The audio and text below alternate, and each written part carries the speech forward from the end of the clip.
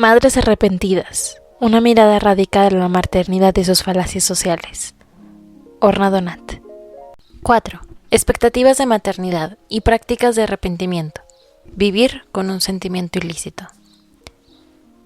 Llego a casa de trabajar a las 5 de la tarde y no tengo energías. Me apetece, no sé, sentarme a leer un libro. Me apetece quedarme pensando mientras miro el techo y no puedo.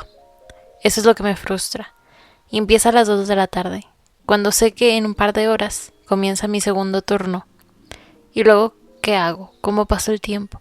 Si mi madre no está conmigo y estoy yo sola con él, soy la única que hay para ir detrás de él, y eso me pone nerviosa.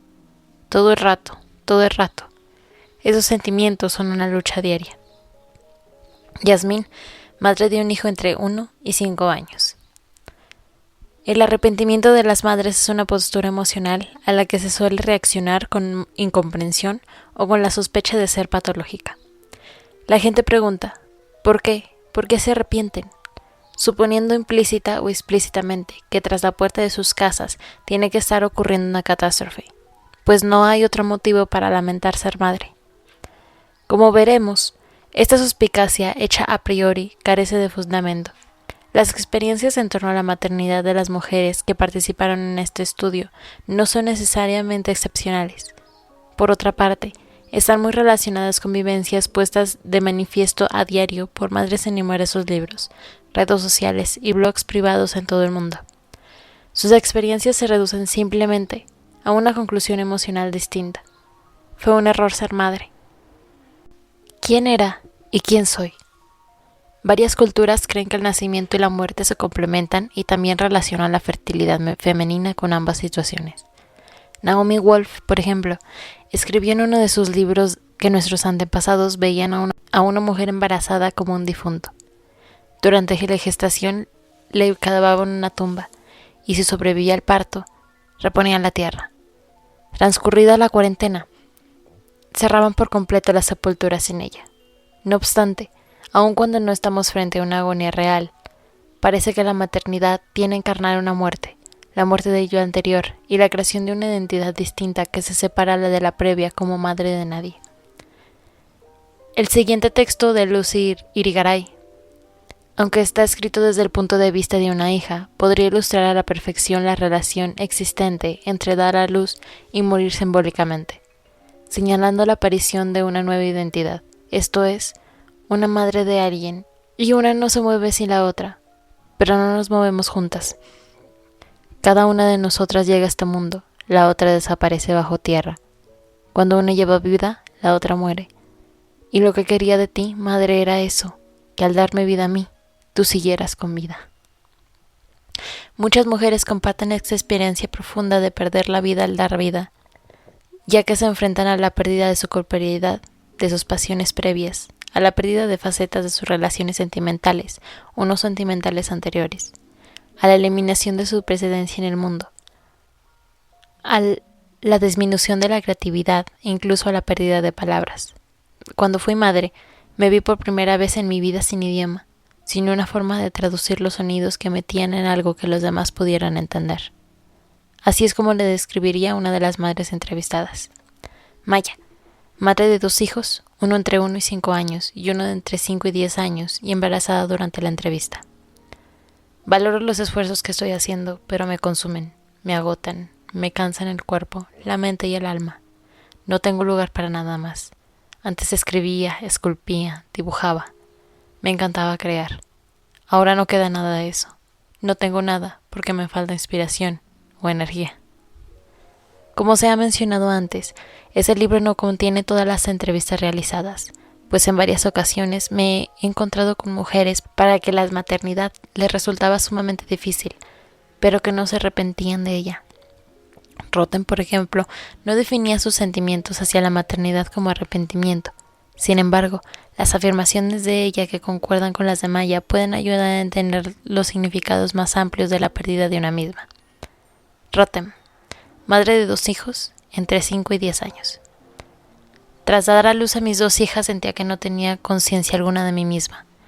De hecho, una vez que las tuve a las 2, me vi frente a los límites de mis capacidades femeninas. Es así.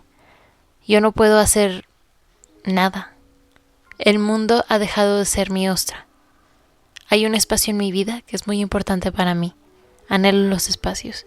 Y nunca antes me había sentido atrapada, incapaz de llegar a dichos espacios. Incluso teniendo solo una niña, aún podía hacer lo que quería, pero con las dos no. Eso ha cerrado mis espacios, mis horizontes, mi progreso. He tenido una especie de revelación feminista. Es muy importante que transmita este mensaje. Y también lo que he escrito antes, que estoy muy contenta de que alguien escriba este estudio, de que publiquen esta voz. A mí me da igual, yo ya tengo 2 hijas, pero quiero que mis hijas tengan esta opción. Empleo un enfoque muy amplio y muy feminista al decir que una mujer, una vez que tiene un hijo, renuncia a muchas cosas a las que no renuncia un hombre. Y al tomar esta decisión, debería tener esto en cuenta. Nunca había adoptado semejante postura feminista, pero ser madre lo cambió todo. De repente, me di cuenta de que debíamos ser feministas. Hasta ese momento yo pensaba para mis adentros, ¿a qué viene tanto alboroto? No hay ningún problema en absoluto. Puedo hacer todo lo que quiera. Todo lo que quiera. Y de hecho, todas las opciones están abiertas. Y cuando comprendí que desaparece, las mujeres deben mantenerse firmes porque el sistema cultural en el que vivimos nos pisotea. No nos permite hacer lo que queremos. Eso no está bien. Cuando pasas a ser madre no puedes. No puedes hacer todo lo que quieras. Debemos crear un sistema que defienda eso hasta el fondo. Maya y Rotem expresaban un sentimiento manifestado por otras mujeres en el estudio, al describir su experiencia como estoy desapareciendo, desvaneciéndome. Estoy intentando hacer algo de la nada y me están desdibujando por completo, al tiempo que se referían a su yo anterior como más saciado y completo. Esta autopercepción contrasta con el tópico social según el cual una madre es una persona vacía, insatisfecha y deficiente que espera llenarse con la maternidad, mientras que la maternidad se percibe como el origen de una mujer lo más completa posible.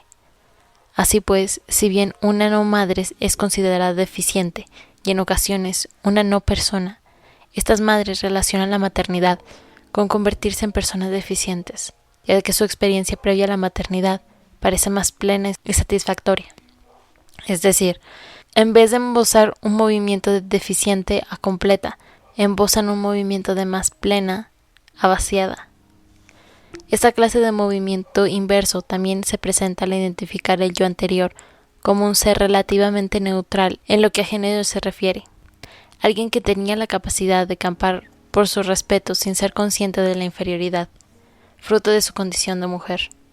Por lo contrario, haberse convertido en madre las llevaba a ser aquel prototipo de la mujer que en las representaciones sociales habituales se identificaba precisamente como un estadio deficiente y limitado, de modo que vivía en el yo maternal con dolor.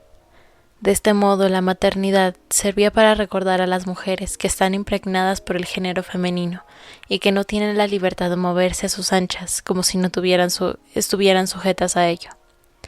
Esta es la experiencia de caer en el ardid de la feminidad, una trampa que tiende la sociedad y de la cual no hay escapatoria posible. Junto con la experiencia de la maternidad como una pérdida de múltiples facetas, como la causa de disgregación de las partes del yo que son valiosas, la maternidad puede conducir a sí mismo a un renacimiento, si bien se trata de un renacimiento invasivo. Con frecuencia ocurre que la maternidad despierta recuerdos dolorosos de la historia de una mujer que llevaba años enterrados y no en vano. Así, en algunos casos la maternidad puede revivir episodios tristes y por lo tanto perpetuar otra pérdida, la pérdida de la capacidad de olvidar. Maya. Veo a mi hija y su aspecto se parece al mío. Tiene la piel oscura, el pelo rizado, un aspecto fuera de lo común, y me digo, hay que ver, otra vez vuelvo a pasar por esto. Estoy viviéndolo de nuevo. Recuerdo que de niña siempre soñaba con tener 30 años. Quiero ser adulta ya. Quiero pasar por la infancia, la adolescencia y todo ese rollo y convertirme en una persona estable. Y aquí estoy, con 30 años y volviendo a pasar por todo esto. Mi hija va a ir al colegio y me preocupa. ¿La aceptarán? ¿Encajará? ¿Será infeliz como lo fui yo? Esa es otra cosa que me mata, totalmente. Sabe la angustia que te entra cuando te estás bañando a tu hija de 3 años y ella te dice: mamá, no se va, aquí lo has hecho bien.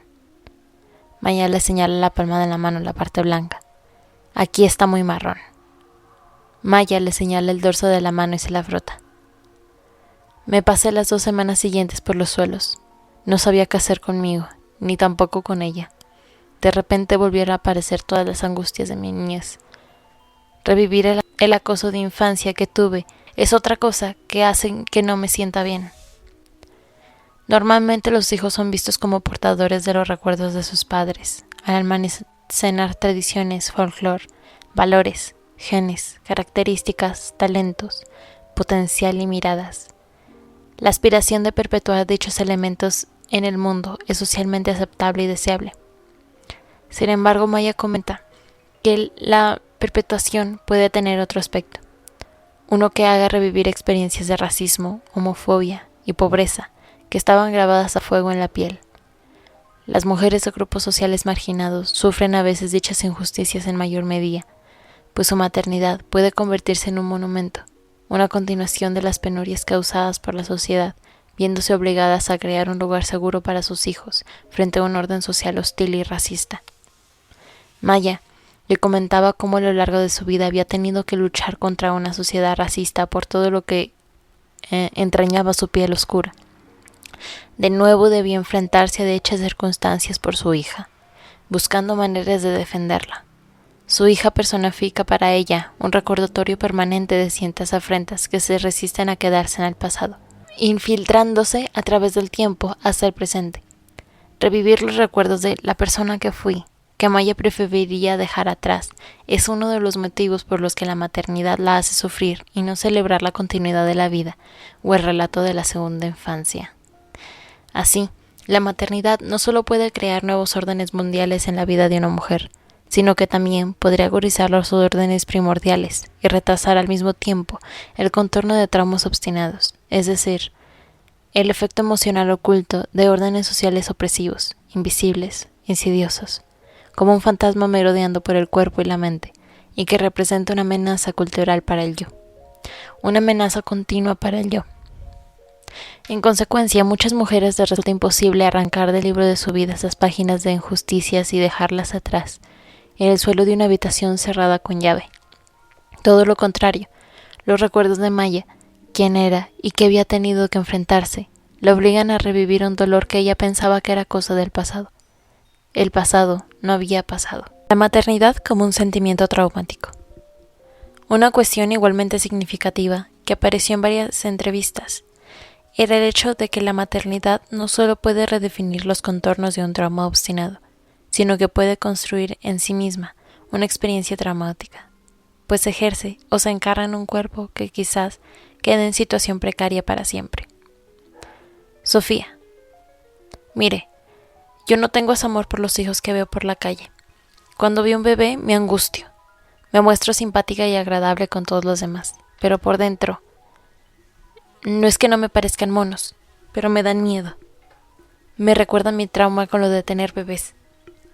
Temo que pueda ser contagioso y que acabe teniendo otro bebé. Leo post en un foro llamado Mujeres que no quieren hijos para buscar consuelo y dar validez a mis sentimientos, porque estoy muy asustada.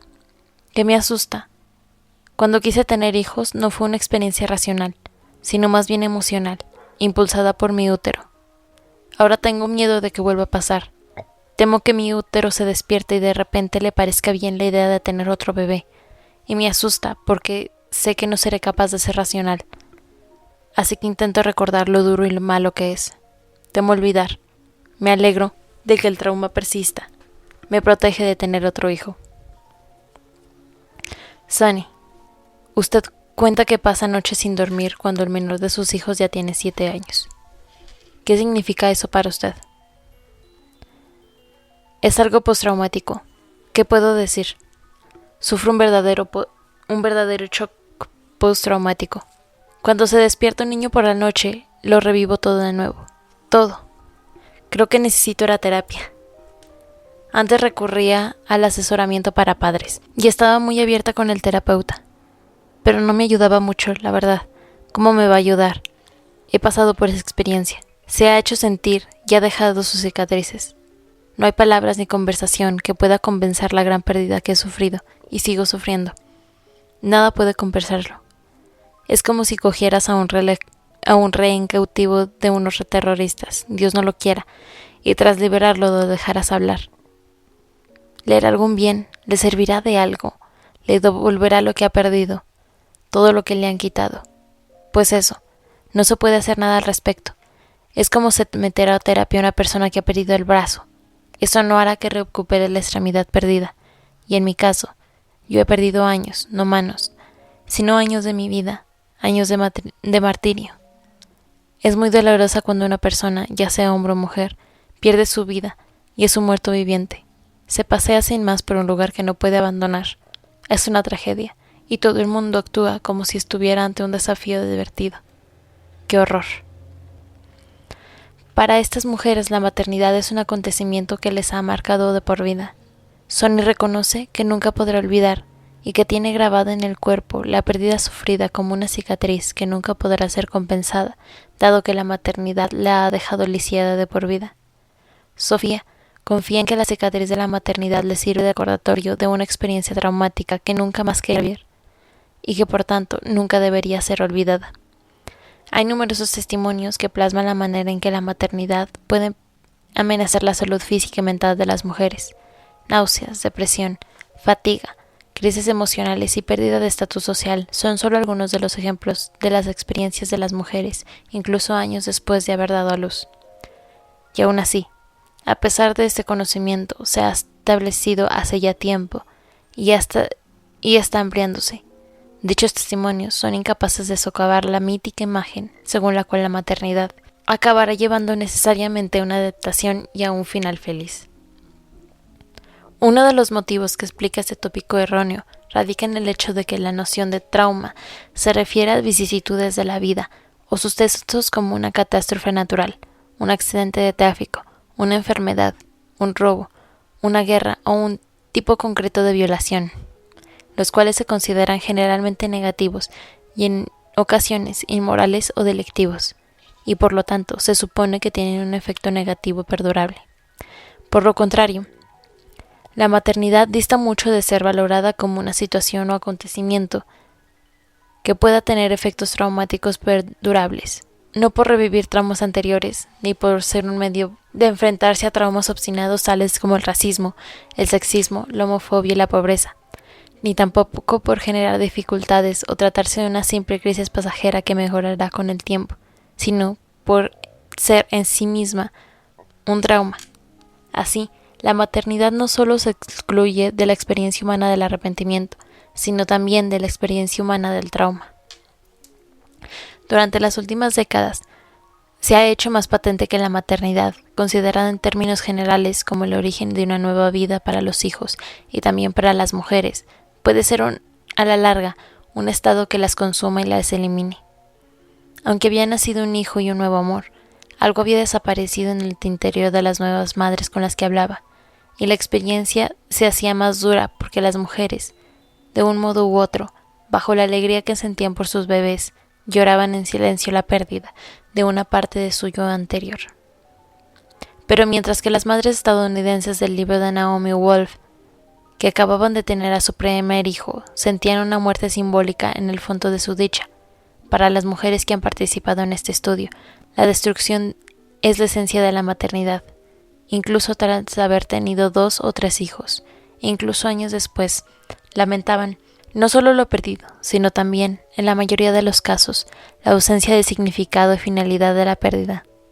Para ellas, esta pérdida carente de sentido constituye uno de los ejes principales de su arrepentimiento, por mucho amor que sientan. Lazos y cadenas del amor maternal. Lo que me falta es el gen de madre.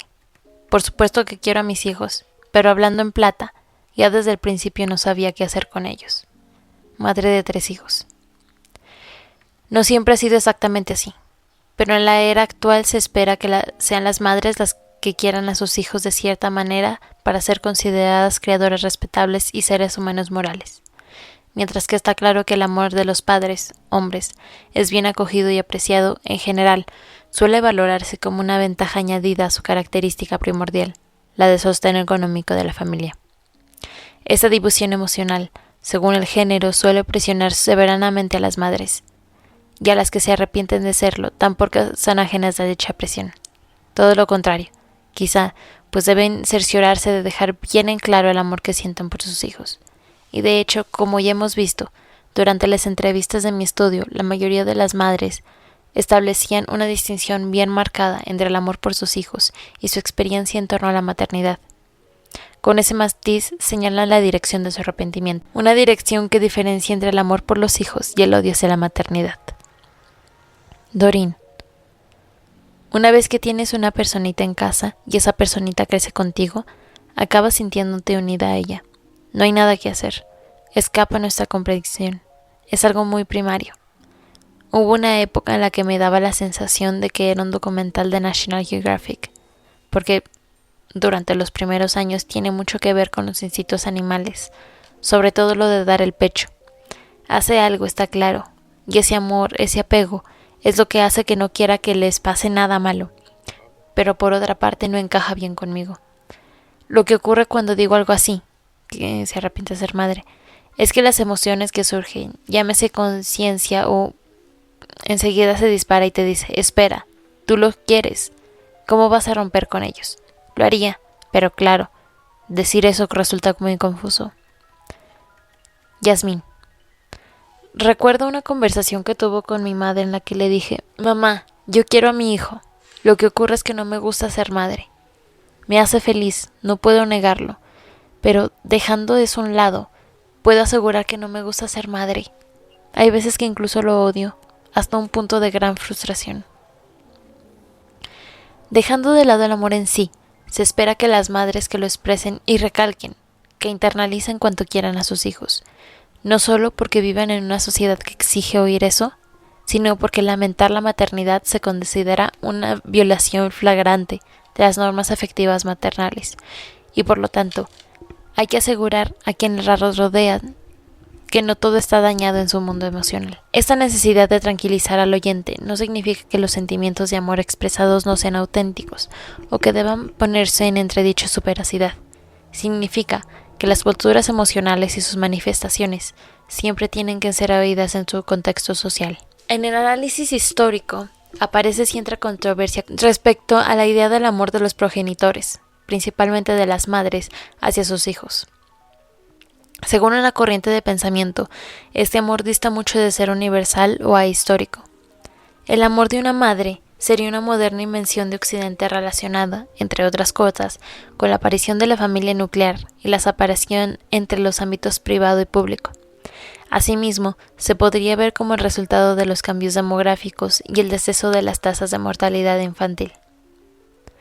Hay otra corriente de pensamiento que ve altamente improbable que la relación entre hijos y padres haya sufrido jamás una revolución emocional. Esa suposición emana de testimonios bíblicos y medievales en lo que ya se retrata el amor por un hijo, sobre todo el amor natural de la madre, provocado por el embarazo, el parto y la crianza. Si bien las raíces de la idea del amor maternal representan el centro de estas controversias entre historiadores, parece que durante el siglo XIX se produjo un cambio en la percepción social de dicho amor en los países occidentales. La particularidad se encontraba en que el amor maternal de pronto quedó como un hecho distinto y estructurado, incluso se veía más sujeto a la supervisión que antes. Así, el amor de madre se convirtió en una plataforma para la ideología, de un modo comparable a otros símbolos, significados y prácticas, cuyo valor dependía de lo que la sociedad y la cultura del momento determinaran. Este cambio en la percepción social del amor maternal condujo a una noción inédita del amor. De ser una experiencia desorganizada que no puede explicarse, literalmente se pasó a una estructura, es decir, a una manera de organizar de manera sistemática las emociones. De este modo, la estructura del amor maternal no solo se vería moldeada por fuerzas sociales y políticas y económicas, sino que además serviría a dichas fuerzas para sustentarse y de paso enderezar a las mujeres. Así, según numerosos investigadores, El uso de la idea del amor maternal se ha convertido en una forma de opresión, ya que establece requisitos específicos que fraguan el mundo emocional de las madres y su relación con los hijos. Las madres deben sentir un amor incondicional hacia sus hijos, un amor que no sea demasiado inclusivo, aunque sí lo bastante diferenciado, y demostrar dicho amor de un modo encomiable, como parte de un despliegue de sentimientos que define la naturaleza de la maternidad buena y moral. Por el contrario, fracasar en la expresión de amor hacia los hijos puede servir como prueba de la inmoralidad de la madre, de su falta de feminidad, de sus diferencias y sobre todo de su ineptitud. Como si dicho amor fuera exclusivamente innato, nada más que un instinto biológico. Visto de este modo, lamentar la maternidad se erige como la prueba final de ausencia de amor por parte de la madre. En palabras de Doreen, si no querías tenerlos y si lo has tenido sin estar convencida, la gente supone enseguida que no amas a tus hijos. El arrepentimiento se vincula a la falta de amor maternal, como si ambos fueran sentimientos parasitarios, que solamente pueden vivir a expensas uno de otro, sin ser posible que de ninguna manera la consistencia de arrepentimiento y el amor de madre. O hay amor y por tanto no hay arrepentimiento, o hay arrepentimiento y por lo tanto no hay amor. La reacción social normal a la frase quiero a mis hijos, pero me arrepiento de mi maternidad se ve muy a menudo como algo imposible por definición, porque ¿cómo es posible que el deseo de borrar la maternidad no signifique en sí mismo pretender eliminar la descendencia? Sin embargo, una frase similar como aún le quiero, pero me arrepiento de haberle conocido, fruto de una relación sentimental dolorosa, no es considerada infundada de la misma manera. Es decir, podría ser el carácter sagrado de la maternidad lo que impide tener en cuenta que una madre pueda amar y al mismo tiempo ser consciente de que su dicho amor puede tener consecuencias inesperadas o incluso afectar por siempre su vida. Interiorizar este plan disyuntivo puede llevar a las madres a adoptar la actitud pragmática de recalcar ostensiblemente su condición de portadoras de amor. De este modo, sacar a los hijos de la ecuación, haciendo hincapié en que el amor hacia ellos es irrenunciable, puede reducir, ante la opinión tanto de particulares como de la sociedad en general, la gravedad de la transgresión. Sí, el amor se convierte en una señal de feminidad respetable y de cualidades maternales descritas como la capacidad de emocionar y emocionarse con los demás. Entonces, poner énfasis en el objetivo del arrepentimiento, que es la maternidad y no los hijos, puede permitir a las madres reivindicar no solo su derecho a ser consideradas como mujeres morales, sino también su derecho a ser consideradas humanas. Es más, la insistencia de las madres en el hecho de que aman y se arrepienten al mismo tiempo podría dar a entender que el afán social por organizar nuestro mundo interior de un modo binario no se sostiene, bajo la dicotomía entre amor y arrepentimiento de la que se valían las propias madres, subyace el relato de un intento o voluntad de fusión, la voluntad de dotarse las madres de un ámbito donde ellas y sus experiencias no se vean reducidas a una categoría que excluya buena parte de su bagaje emocional por el simple hecho de haber expresado arrepentimiento. La obligación de cuidar. El arrepentimiento no se interpreta solo como una falta de amor maternal, sino que además se relaciona como una conducta indudablemente nociva para los hijos, ya que se suele vincular arrepentimiento con indiferencia, hostilidad, negligencia y violencia. Susi, madre de 2 hijas entre 15 y 20 años. He recibido asesoramiento para padres por parte de nuestra asistente social y de la profesora. Así que hemos hablado del hecho de que, se lo he dicho, ellas ya han oído mi opinión y siempre les choca, dicen, si no te conociéramos, te quitaríamos a tus hijas. Diríamos que son unas desdichadas, si no te conociéramos. Es irritante. Y yo les decía que todo lo contrario, precisamente porque lo digo, parto de un lugar de poder, no estoy desatendiendo a mis hijas. Otras madres que lamentaban la maternidad se enfrentan a interpretaciones similares.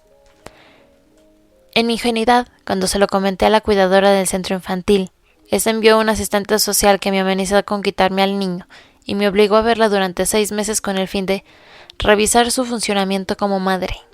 Así pues, es importante que se hagan estudios como este, para darnos voz y permitir que las mujeres puedan expresar sus pensamientos y emociones negativas. sin que se vean deslegitimizadas y demonizadas. Incluso se las acusa de tener intenciones homicidas. Es horrible.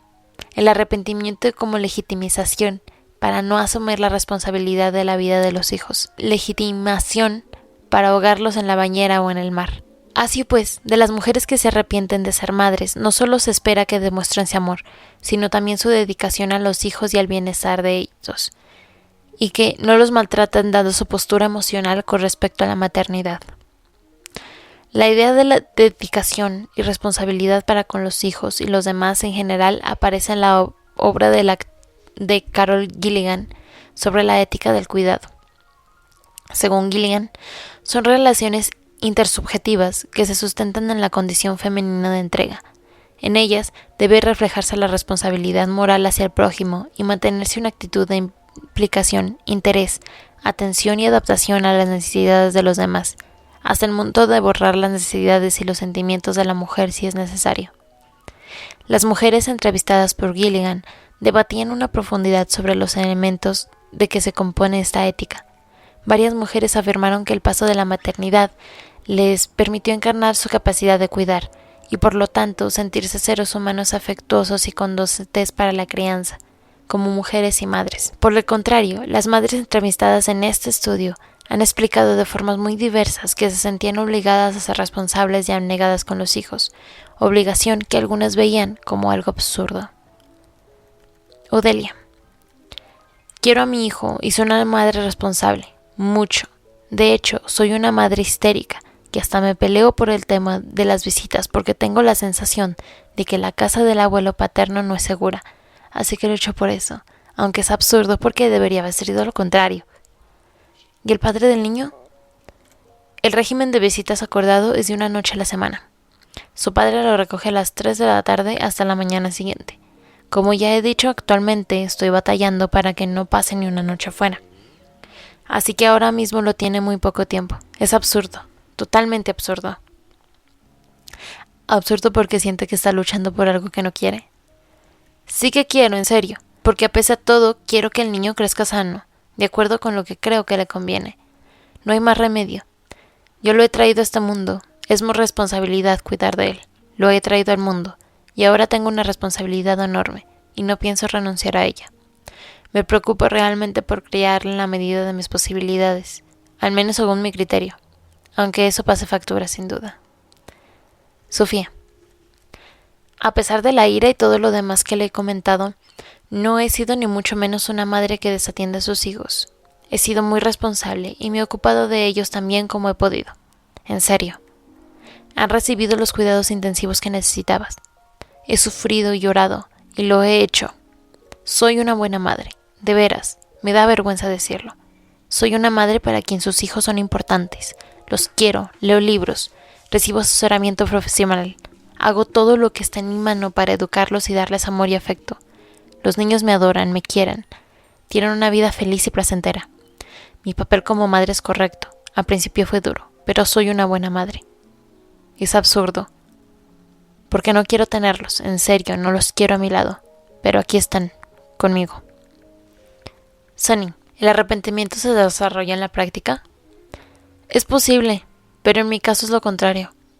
Cuanto más me siento de esa manera, más les doy. No es una compensación, sino más bien es muy importante poner en práctica, convertir mi pasado en una buena experiencia para ellos. Entiendo que lo que siento es el resultado de mi pasado y mi presente, y no quiero que eso les afecte. No quiero que carguen con el peso. Mire, todo el mundo tiene un equipaje que lleva a cuestas desde la infancia, pero no quiero que ellos se vean expuestos a él de ningún modo.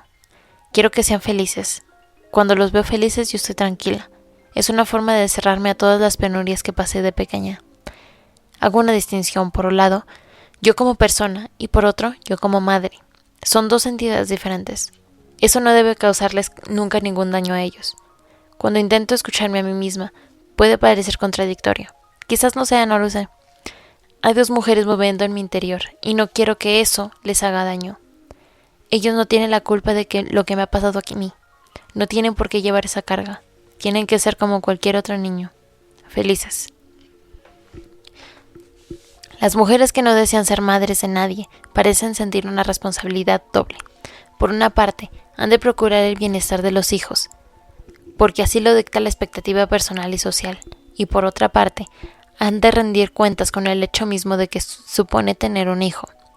En otras palabras, esta doble responsabilidad representa una discrepancia entre el deseo de no ser madre de nadie y la realidad de ser madre de alguien. Tal oposición lleva a la existencia dividida y a la lucha de identidades. Como Sonny decía antes, Dorit lo definió así: es como ser dos personas a la vez. A veces siento como si tuviera esquizofrenia. A ser sujetos con intereses propios, muchas madres han visto relegada su vida a un segundo plano en nombre de la obligación de atender las necesidades de los demás, hasta el punto de soterrar sus necesidades y sentimientos si cabe.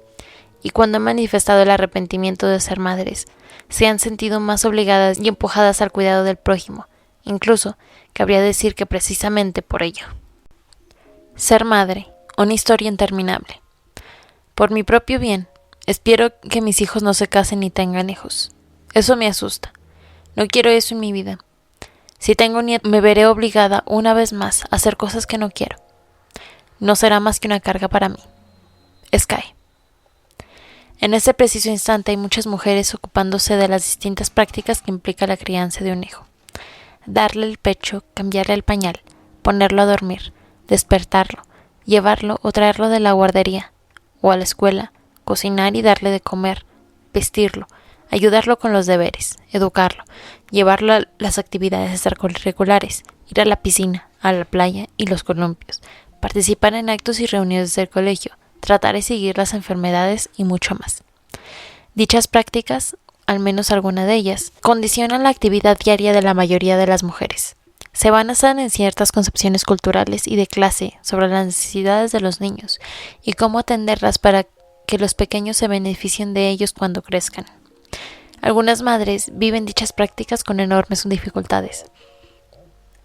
Ellen. Me puse a dar el pecho enseguida. Me encargué del primer baño. Esa clase de cosas. O sea, que no había nada que me diera miedo. Iba todo como la seda. No necesitábamos ninguna ayuda. Por otra parte, lo de ir a pasear o al parque a verse se me hacía insoportable. Físicamente no podía con ello. Me veía incapaz. Los sábados, él, el cónyuge, se levantaba y los llevaba. Y no le costaba nada. Cuando los llevaba yo al parque, era algo que físicamente me superaba. Odelia. Durante los primeros años, todo lo que hacía era técnico. Cambiar, limpiar, organizar, llevar a la guardería, recoger de la guardería. Me aseguraba de dar besos y abrazos, y no me cabía la menor duda de que estaba dando a mi hijo todo lo que pensaba que necesitaba. Fue muy difícil para mí. Luego fui al psicólogo y conecté con mi maternidad, que es algo muy distinto, y fui capaz de decir, vale, esto es lo que puedo dar y está bien. Pero la cuestión es que no me gusta esta época. Hago cosas más que nada porque me siento obligada e intento no hacer aquello que causa sufrimiento, como llevar a mi hijo a los columpios. No lo hago, en absoluto.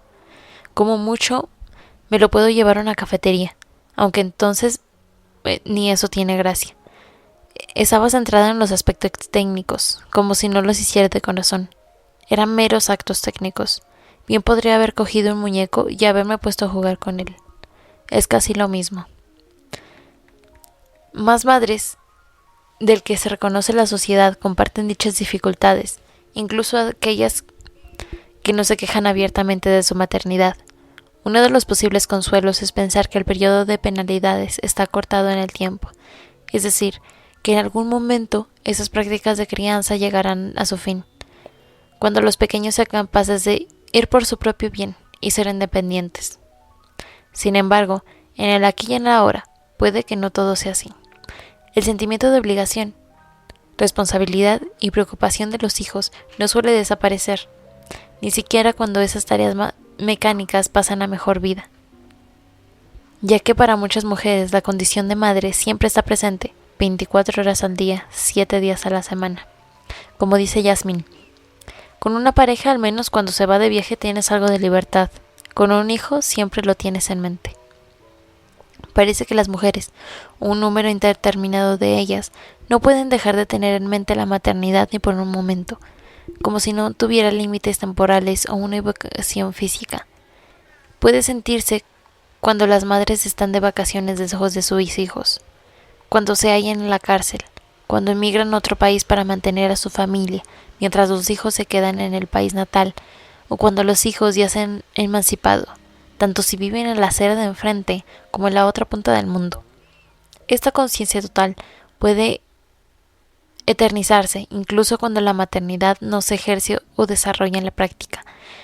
En el caso, por ejemplo, de las mujeres que dan a sus hijos en adopción de las que les han perdido, como suele decirse, cuando una es madre, lo es para siempre.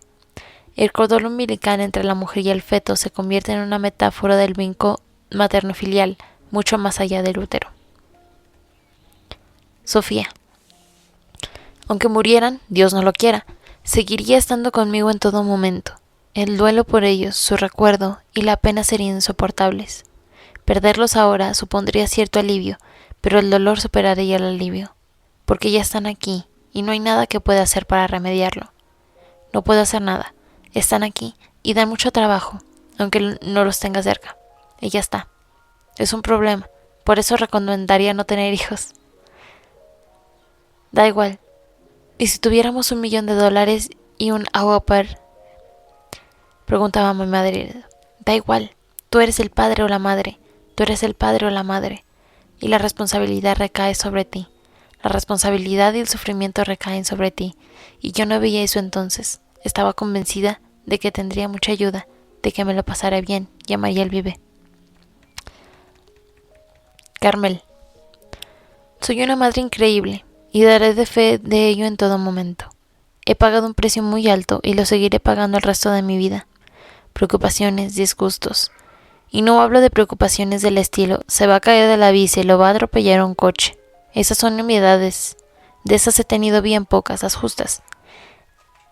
Hablo de quebraderos de cabeza y disgustos a un nivel mucho mayor, como la cosa cambia con la edad. Cuando mi hijo era más joven, tenía problemas para relacionarse, eso me mataba. No se llevaba bien con los otros niños, no tenía amigos, estaba solo. Esas cosas me descomponían por completo, me consumían, me reconcomían. Ahora lo que me preocupa es que será mayor, tanto da. Yo lo llamo preocupaciones existenciales, pena, angustia y preocupación, todas esas cosas. Naomi. Hay algo que me cuesta mucho, y es mi responsabilidad hacia los hijos, aunque sean ya mayores. No se va. Es espantoso, qué horror. Y ahora me siento responsable de mis nietos. Quizá menos que con los hijos, porque ellos tienen a sus padres, pero ahí está. No te da tregua. Vale, que se enfrenta a una discapacidad neurológica. Se refirió durante la entrevista no solo a recursos con el tiempo, sino también a recursos físicos, así como a la necesidad constante de presentar atención a su hijo. Vale, ha dicho que hay veces cuando tiene a su hija cerca que no está con ella, que puede hacer las cosas que usted quiere y le gustan. ¿Qué le parece difícil en esas condiciones? Es una carga, un fastidio. Todo en función de su horario, y es algo que siempre está de fondo, latente. La responsabilidad y el pensar en ello siempre están ahí. Es un horario de 24 horas al día, y el hecho de que no soy libre para hacer lo que me plazca. El tiempo es limitado, y mis recursos también lo son. Tengo que ahorrar energías. Para estar con ella necesito energías, y no puedo hacer nada más. Así pues, tanto se crían a los hijos solas o en pareja, como si los hijos residen con el padre, las madres no dejan de alimentarlos simbólicamente y cuidar de ellos en su conciencia, incluso años después de la primera infancia fisiológica. Esta experiencia subjetiva de sentirse atadas es una de las muchas ramificaciones del modelo actual de maternidad exigente, según el cual la conciencia de las madres debe forjarse con la maternidad, sea cual sea el contexto en el que se dé la relación con sus hijos, pues de lo contrario serán consideradas malas madres. Sin embargo, esta vinculación alude a una percepción más extensa del yo de las mujeres en el tiempo y el contexto de los demás. En términos generales, las mujeres son las que se implican más en el tiempo dedicado al cuidado de terceros, el cual no se corresponde con las horas del reloj, pues normalmente no tienen principio ni fin. Además, se entreteje con otras actividades, como si fuera algo que las mujeres llevan consigo, como el objeto de una preocupación permanente que les exige atención, paciencia y receptividad. De este modo, son las necesidades de aquellos que reciben los cuidados, más que el reloj, las que dictan cuándo y cómo tienen que suceder los acontecimientos. Se trata de un tiempo que no puede ser cuantificado ni calculado, porque en muchos casos se da en paralelo a otras actividades. Esto convierte a la maternidad en una historia interminable y transforma el cordón umbilical que se estira entre mujeres e hijos en una experiencia perpetua que se siente a menudo como una soga al cuello. Para algunas madres, este cordón umbilical imaginario elimina su capacidad para moverse, distanciarse y sentir que no son dueñas de sí mismas, aun cuando pasan a ser abuelas. Mientras que la literatura de investigación y los textos populares están repletos de testimonios acerca de la lucha de las mujeres para cuidar de sus hijos sin olvidarse de sí mismas, muchas participantes en este estudio califican dicha lucha de intolerable hasta el punto de desear hacer desaparecer la maternidad por completo.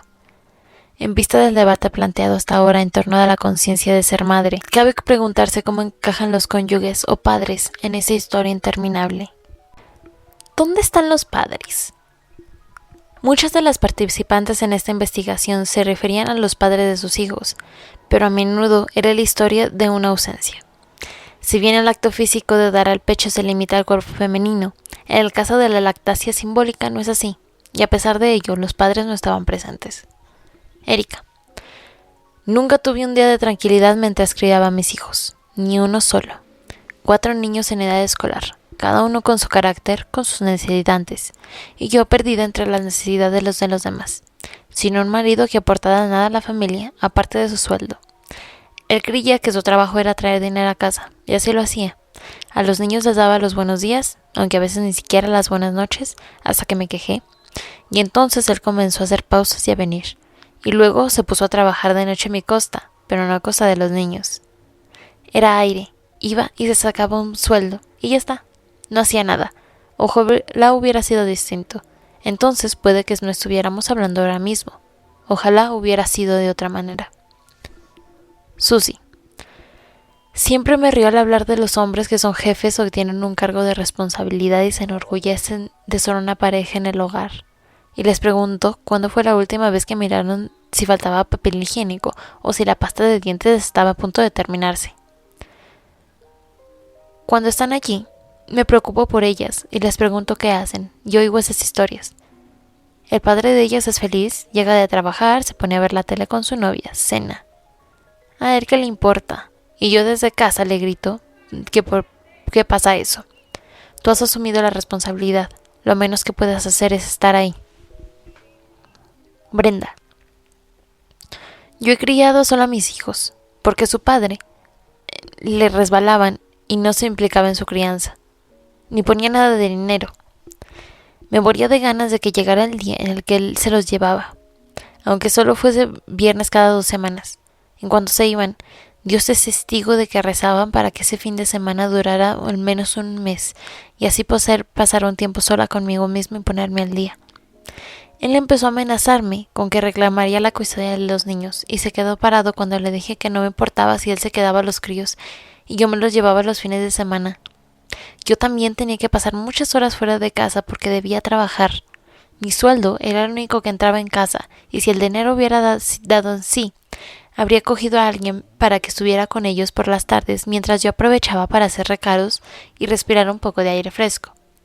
No entiendo a esas mujeres que se niegan a criar a sus hijos en pareja. Me refiero a las que están divorciadas. A mi entender, eso es lo mejor que puede surgir de un divorcio.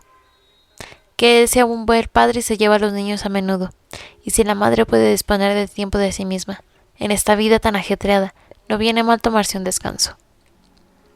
Parece que a veces la paternidad puede existir, pero estará al mismo tiempo vacía de contenido. Es decir, que los padres no están ahí del todo, mientras que a muchas mujeres les resulta difícil asumir el modelo de maternidad exclusivo dual. Este tipo de ausencia intermitente presupone la capacidad de tener tiempo libre, o sea, se basa en la capacidad de poseer el tiempo, de modo que es claramente una cuestión de género. Con respecto a la lactancia fisiológica y tangible, se permite a los padres desaparecer literalmente por las noches para seguir durmiendo, mientras la mujer da el pecho del bebé. En lo que toca a la lactancia simbólica, esa extensión física se traduce a sí mismo con frecuencia en una larga extensión del segundo turno. Las horas de después de la jornada laboral se dedican a limpiar la casa, cocinar, llevar a los niños a las actividades extraescolares, ayudarlos con los deberes, etc. Y esto no deja de ocurrir también con el tercer turno, el trabajo emocional que intenta enmendar los daños causados por los choques entre las exigencias de la primera guardia y la segunda. Así pues, los padres tienen en general más oportunidades de actuar como si fueran los poseedores del tiempo, las madres menos. La mayoría de las madres participantes en el estudio, tanto si estaban casadas, divorciadas o separadas, y tanto si tienen un empleo remunerado fuera de casa como si trabajan en casa sin un sueldo, han manifestado que eran ellas las que llevaban todo el peso de la crianza de los hijos, mientras que los padres eran los que tenían la capacidad de abrir brechas y ausentarse tanto en el tiempo como en el espacio. Los padres perciben la necesidad de hacer esfuerzos, pero en su caso está mucho más aceptado que den la media vuelta y se echen a correr. Hay estudios que demuestran que tras el nacimiento de un hijo los padres hacen más horas extras de forma explícita y buscan nuevas aficiones para estar disponibles, lo menos posible por la noche y durante el fin de semana. No a todos ellos se les ocurre eso, por supuesto, pero sienten lo agotador que es estar con un bebé e intentan librarse de ello. Es algo socialmente aceptado. El cambio, cuando es la madre quien dice, hago yoga y mañana salgo con las amigas a tomar algo, todo el mundo se queda pasmando y se pregunta qué le pasa. O tal como se expresa en otro blog sobre maternidad. Una madre que a las 7 de la tarde aún no ha acostado a sus hijos es una madre negligente, pero a los padres se les permite ir a otra parte del país, a Brasil o a Marte, y nunca son padres negligentes. Los hombres nunca pueden ser malos padres. Si analizamos detenidamente las intersecciones entre el tiempo y espacio en relación a la paternidad, se podría observar que quizá no sea una coincidencia el hecho de que en las últimas décadas se ha producido un cambio terminológico en Estados Unidos de ama de casa, se ha pasado a madre que se queda en casa. Mientras que la primera expresión hacía referencia a la identidad de una mujer como una ama dedicada a las tareas domésticas, la segunda ha desbancado al ama y ha reubicado la identidad de una mujer como madre, si bien sigue reproduciéndose la idea de estancia permanente en el hogar. En el seno de muchas parejas se disputa el acceso a respiros, a tiempos muertos, pero suelen ser las madres las que no reciben más que migajas. En este sentido, la ausencia de los padres puede contribuir al establecimiento de la sensación de lactancia infinita, con una posibilidad muy limitada para la madre de marcharse o descansar, mientras que casi todos los hombres pueden escabullirse, y así lo hacen. La lucha por conseguir tiempo no se limita a las madres participantes en esta investigación, aunque recibe un significado distinto cuando no hay alegría o satisfacción alguna derivada de la maternidad para compensarlo. De este modo, mientras que el hecho de no poder tomarse un descanso puede resultar asfixiante para muchas madres, esta sensación puede resumirse casi en una catástrofe cuando lo que se desea es no tener un poco de tiempo libre, sino más bien borrar la maternidad por completo. Junto con los testimonios acerca de los padres que están ausentes, hay otros que muestran una división más equitativa por parte de ambos progenitores en la crianza conjunta de los hijos. Liz: solo conozco la plena colaboración, así que las historias que oigo a mi alrededor me resultan extrañas. También es una cuestión de cómo me expreso, es decir, que no espero que alguien entienda algo sin que yo explico lo que quiero. Así que, en su opinión, ¿esos sentimientos no se basan en parte en el hecho de que deba cargar con casi todo el peso? No en absoluto. Yo también venía porque estuve muchos años sin querer tener hijos. No tenía instinto maternal, así que ya desde el principio, después de dar a luz, dije, esta es nuestra bebé, que tengamos buena suerte. Ninguno de los dos sabe nada, así que podemos aprender juntos. Yo nunca he dicho que yo sea la madre por ser mujer y saber lo que hay que hacer. No sabía nada.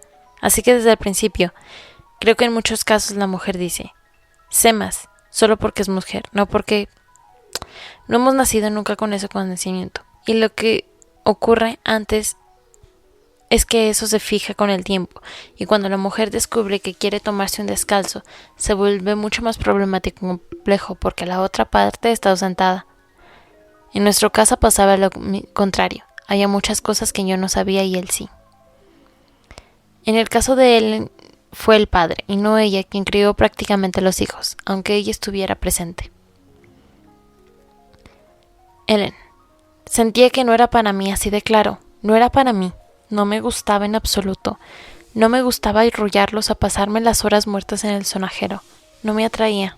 No me hacía gracia estarme horas leyendo el mismo cuento, escuchando la misma canción. Habrá quien le guste. A mí no. Lo pasaba mal. No disfrutaba. Para mí era un suplicio y un auténtico suplicio. La pasaba fatal, en serio. A veces llevaba a mi banderío y le decía si no volvía a casa enseguida me daría algo. De verdad, lo decía en serio. No era una manera de hablar o una posibilidad. Me refiero a un colapso emocional. Recuerdo que me encantaba irme de casa por la noche, a la hora del baño y todo eso. Por eso le decía a mi marido que en muchos casos él era la madre. Él tenía una paciencia de elefante. Venía de trabajar y... Yo llegaba de trabajar y no tenía paciencia. Él venía de trabajar y se ponía a trabajar en la casa, bañaba a los niños, preparaba la cena, lo hacía todo. Yo, ni soñarlo. Pero tener la capacidad de abrir brechas en la crianza y conquistar tiempo y espacio no significa necesariamente ser capaz de romper el cordón maternal que les une a sus hijos, tal y como Helen lo vivió. Para mí lo problemático no es esa responsabilidad. No sé si me explico. La responsabilidad de educar a una persona, no la responsabilidad de preocuparse pensando, ay no, que se va, es algo que tienes aquí. Se te queda la libertad para siempre. No es la libertad. No sé si me estoy explicando con claridad. Es como, antes eras tu responsable solo de ti misma. De tu pareja no lo eres porque ella es una persona adulta.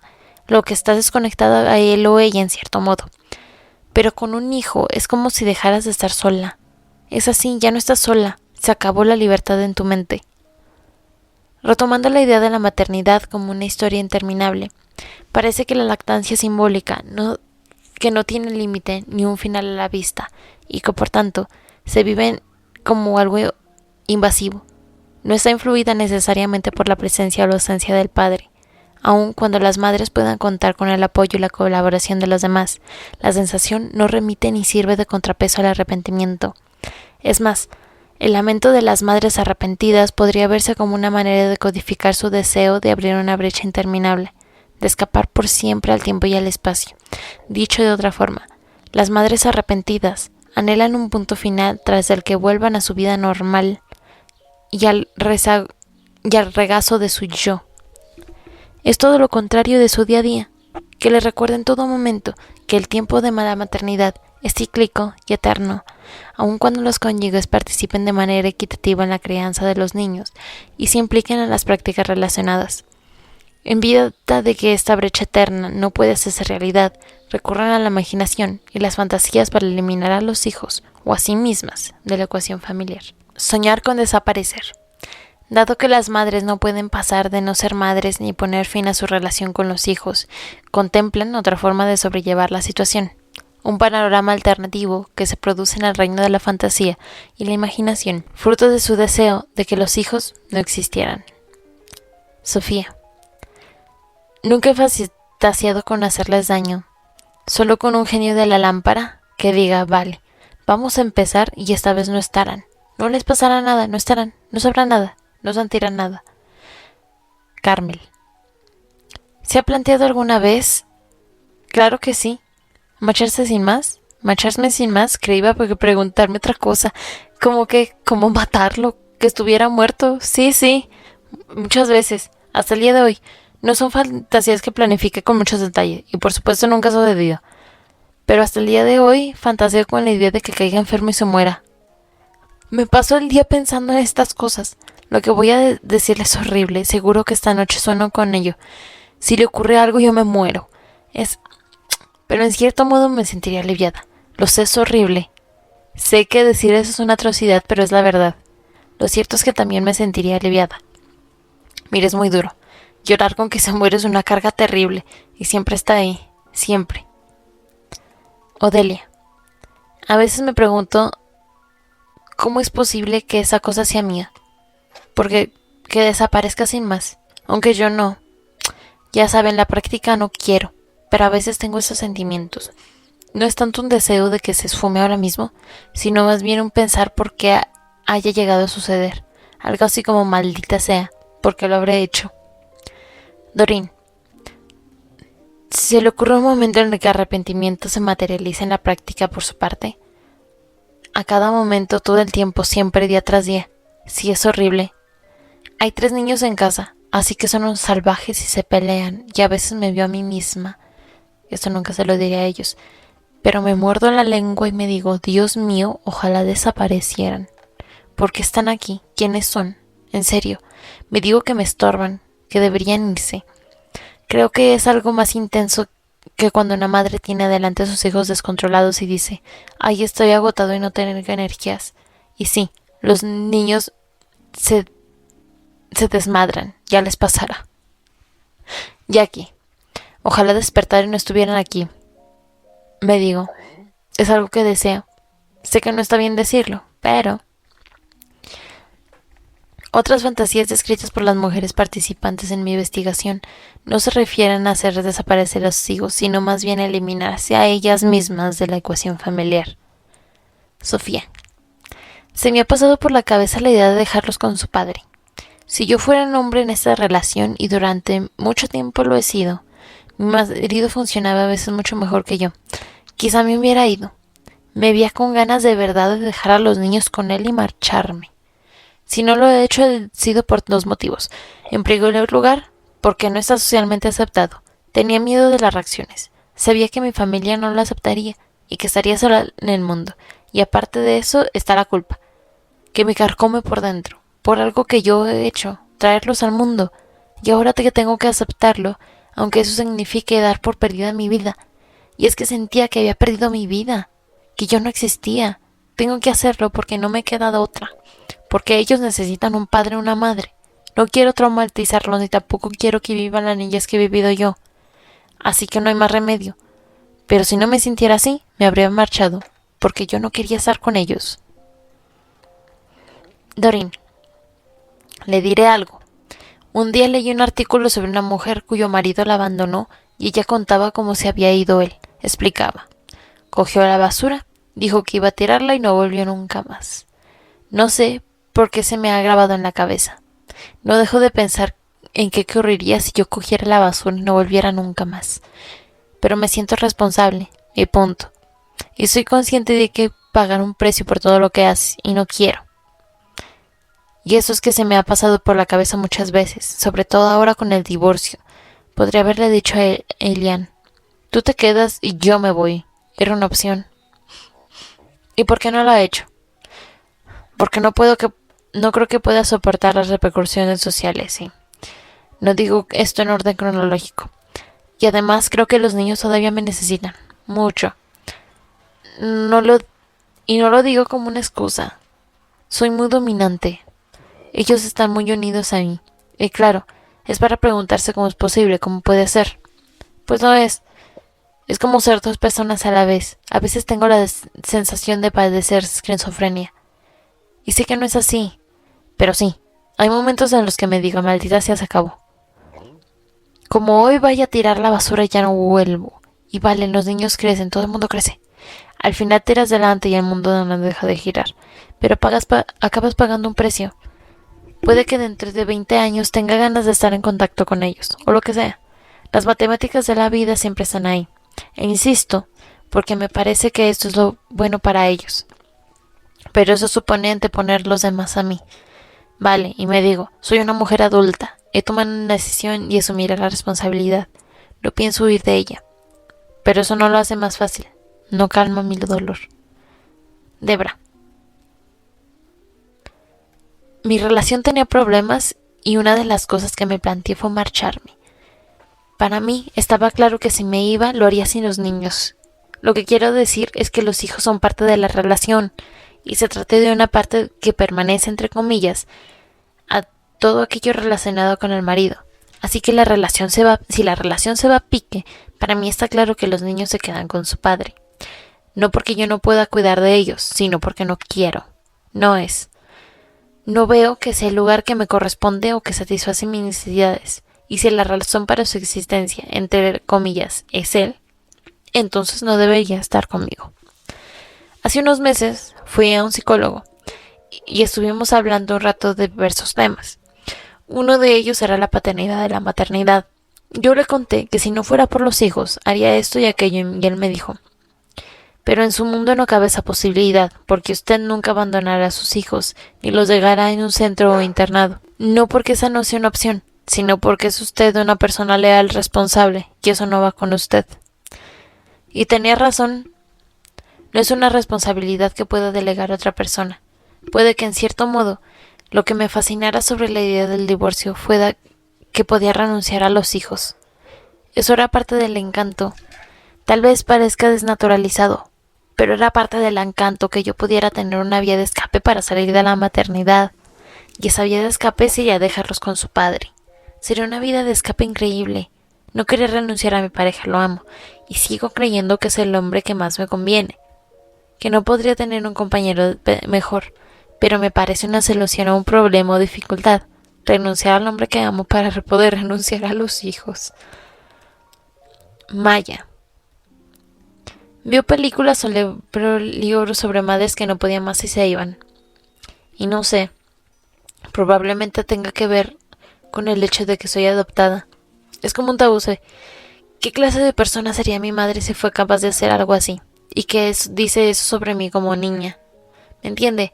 Me lo planteo y veo que no solo no tendré nunca el valor de hacerlo, sino que si lo hiciera, nunca sería feliz. ¿Se refiere a marcharse? Sí, a marcharme. ¿Quiere decir que piensa en ello a veces? Fantaseé con la idea, la verdad. Es como tener fantasías sexuales que sabes que nunca serán realidad. Así que es también una fantasía de esas.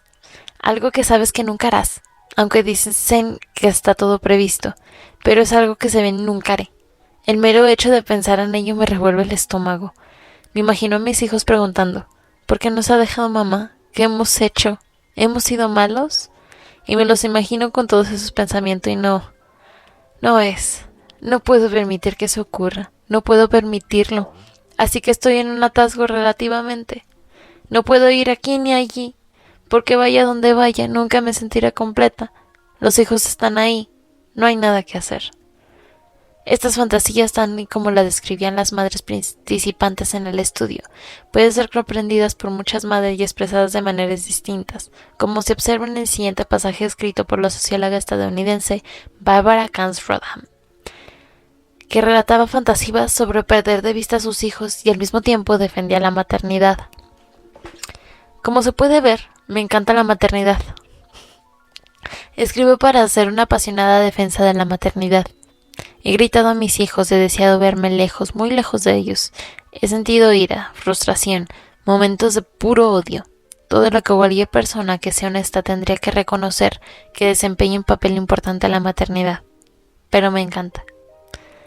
Lo que diferencia semejante fantasía, que podría compartir incontables madres, de las que tienen a las mujeres en este estudio, es que al final se lee un pero en vez de un sin peros. Si bien las fantasías pasajeras fueran formar parte tranquilamente de una experiencia maternal apreciada, para otras madres forma parte intrínseca del arrepentimiento, pues lo que desean es librarse por completo de su identidad maternal y recuperar la imagen de una mujer que no es madre de nadie. Dicha imagen, en cualquier caso, no deja de ser incalzable porque los hijos ya están aquí. Sucede lo mismo con la conciencia que tienen de su condición de madres. El llamado existencial cuyo aliento notan sin cesar en la nuca, llegándoles a recordar cada día y a cada momento que no pueden ser madres de nadie. De este modo, el deseo de eliminarse a sí mismas de la ecuación familiar retrocede y toma preeminencia en el mantenimiento del status quo en las matemáticas de la vida, tal y como lo definía Doreen. Hay madres que comparten a menudo dicho sentimiento. Al no ver ninguna salida o posibilidad de descansar de ser madre, se sienten obligadas a anteponer las necesidades de sus hijos a todo, y obligadas también a quedarse. Así, junto a las fantasías de autodesaparición, cada mujer ancla su presencia a la familia y a la maternidad en un regulato en el cual no tienen más remedio, porque el bienestar de sus hijos está por encima de todo. Por tanto, tiene que hacer desaparecer la fantasía en lugar de sí misma. En este contexto, Sarah Rudick sostenía que las madres pueden cubrir toda la gama de sentimientos, desde el amor intenso, al deseo intenso de deshacerse de un hijo. Pero lo que cuenta son sus actos, y sus actos son el resultado de su compromiso con la relación con sus hijos, su amor protector. Sin embargo, cabe preguntarse qué se protege en la forma de hablar sobre el amor. Quizás se custodia el bienestar presente y futuro de los hijos, pero al mismo tiempo se salvaguarda el orden social. Una madre que decide vivir alejada de sus hijos cambia el orden mundial, se aparta de las directrices aceptadas que dicta el modelo de maternidad exigente. Así pues, mantener el status quo y violarlo, solo imaginariamente, es algo que se origina en las expectativas sociales. Es obedecer a la vigilancia social e interiorizarla, de modo que se garantice un orden mundial intacto para satisfacción de aquellos que temen que se venga abajo. Dicha garantía se desarrolla además a través de la culpa y el temor a la indignación de la familia y la sociedad, una indignación que les dejaría solas, no solo sin sus hijos, como podrían haber deseado, sino también solas ante la acusación de infringir las normas. Los padres, en cambio, reciben un trato distinto. Si bien es posible que los hombres que se alejen de sus hijos se vean despreciados por la sociedad, no serían objeto de la violenta repulsa que podrían provocar las mujeres. El hecho de que los padres se aparten de sus hijos no preocupa mucho a la opinión pública, y de hecho, hay muchos más padres que madres que se van de casa tras una separación o divorcio, cuando son las mujeres quienes residen fuera del hogar familiar. Se ven señaladas y denunciadas, y al mismo tiempo obligadas más de una vez a renunciar a su derecho a ser llamadas madres. Esta condena está basada en la percepción uniforme, mítica y ahistórica, según la cual las mujeres tienen una capacidad innata para la crianza de la que los hombres carecen. Por consiguiente, mujeres, hombres, profesionales de la salud mental y agentes legales muy a menudo eximen a los padres de esta responsabilidad, respondiendo con un silencio relativo a su marcha de casa, algo por lo que las madres son denunciadas a voz en grito. Aún así, a veces se van. Las mujeres pueden querer, crear o llegar a acuerdos que les permitan vivir separadas de sus hijos sin arrepentirse de haberlos tenido, y podrían dejar de residir con ellos con otra práctica de arrepentimiento o como un medio para sobrevivirla. Vivir separada de los hijos. A lo largo de la historia en las culturas diversas, las madres que han vivido separadas de sus hijos, los cuales se criaban con sus padres o con otros miembros de la familia, no eran observados bajo la prisma de la patología. Cuando en la Edad Media, las mujeres cristianas, por ejemplo, abandonaban su hogar y a sus hijos para vivir en un convento y adorar a Dios, se les veneraba y elogiaban en lugar de ser calificadas de inmorales o insensatas. Incluso hoy en día, dicha separación no se considera necesariamente patológica y hasta puede considerarse obvia por quienes se benefician de ella en virtud de determinados acuerdos sociales, políticos y económicos. En Israel, por ejemplo, el hecho de que los hijos vivieran separados de sus padres en un kibutz se veía como parte de una ideología socialista. También las inmigrantes por razones de trabajo son bienvenidas en la actualidad en los países occidentales, aunque hayan dejado atrás a sus hijos, pues la mirada social se centra en el beneficio que su traslado reporta en los que dependen de ellas. Estos pocos ejemplos indican que el hecho en sí de que una madre se separe de sus hijos y se marche a otro lugar se ha construido a lo largo de la historia por medio de distintas interpretaciones, en función de para qué fuera y para quién. Era el resultado de una creencia religiosa. Era por otro hombre o mujer, por la supervivencia económica de la familia de la madre, por la calidad de vida de su clan familiar en otro país. En este estudio han participado mujeres que vivían separadas de sus hijos, los cuales estaban con sus padres por distintas circunstancias. El hijo de Tirsa tenía 2 años cuando ella se fue al extranjero y se quedó allí una década. Tirsa sabía que dejaba atrás a los niños. El más pequeño tenía 2 o 3 años cuando me marché. Sabía que los dejaba en buenas manos, por suerte para mí. Se quedaron en el kibutz, con un padre maravilloso. Sabía que los dejaba en buenas manos. No podía pedir nada mejor. ¿Tuvo contacto con ellos en esa época? Veía a los niños cuando venía de visita, 4 o 5 veces al año. Los visitaba, les escribía y los llamaba por teléfono. Y ellos también me escribían y me llamaban. Estoy segura de que estaban dolidos. Sigo diciéndome que estaban mejor, así que con una madre que no quiere serlo, ni se ve capaz. cuya presencia les hará daño, enfrascada en el cuidado diario de los hijos, algo que no le atrae ni le interesa. Los hijos de Sky tenían más de 6 años. Yo no era adolescente cuando ella se divorció. Contaba que durante el divorcio su marido insistió en que los niños se quedaran con él, y ella no tuvo más remedio que ceder a sus exigencias. Sky se dio cuenta a posteriori de que dicha decisión era congruente con la reticencia de ser madre, y que quizá no se hubiera divorciado de él si ella se hubiera quedado con los niños. ¿Cómo es que los niños vivían con su padre? Yo estaba demasiado débil después del divorcio. Sabía que no tenía la energía para cuidar a los niños y no sería capaz de arreglármelas, que no podría sacarlos adelante yo sola. Hoy lo sé, soy consciente de que en aquel momento no podía, y es cierto que no sé cómo lo habría hecho. No sé qué habría pasado si ellos hubieran tenido que vivir conmigo. En ese sentido, puede decir que tuve suerte. ¿Cómo se dice? Hay que saber de quién te divorcias. Pues en mi caso es cierto. Confié en el padre de mis hijos más que en mí misma. Creo que en su trabajo. Digamos que en esta situación no podía esperar nada mejor. Siempre intento consolarme diciendo que quizás no tuviera una buena madre, pero creo que tenía un buen padre. Espero en cierto modo equilibre las cosas, que ellos hayan conseguido confiar en sí mismos porque él sabe cómo hacerlo, y que para él los hijos son lo más importante. Creo que sí, que es totalmente distinto. Tienen suerte y yo también, pero sobre todo ellos. ¿Cómo reacciona la gente en su entorno ante el hecho de que los hijos se quedaran con su padre? Ese es el tema. Me imagino que la gente decía cosas. Para mí fue duro por lo que pensaba la sociedad. Se pone en manifiesto que algo no va bien, que no eres normal. ¿Cómo puede ser que abandones a tus hijos de esa manera? No es normal. Los hijos siempre se quedan con la madre y de repente están con el padre. Yo no tenía energía para nada. Además, quería acabar como cuanto antes, así que cedí a todo.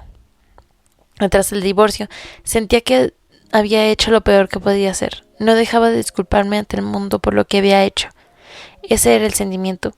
No hablaba mucho del tema. Por suerte, cuando iba a terapia, podía hablar de todo eso, pero hablarlo con el mundo. Actuaba como si todo fuera bien. Así que en el fondo no se trata de renunciar a algo porque no cedí.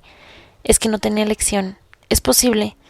Si yo hubiera tenido que quedarme con los niños, nunca me habría divorciado. Eso lo tenía claro. Naturalmente no puedo decirlo en voz alta porque queda fatal. Suena espantoso. ¿Cómo es posible que una madre? Los hijos de Jackie tenían menos de 7 años cuando se separó y se quedaron con el padre después de que ella sufriera una crisis nerviosa que requirió su hospitalización. Jackie decía que eran capaces de cuidar a sus hijos, pero tampoco quería que se ocupara su marido, y prefería que los niños fueran con una familia de acogida.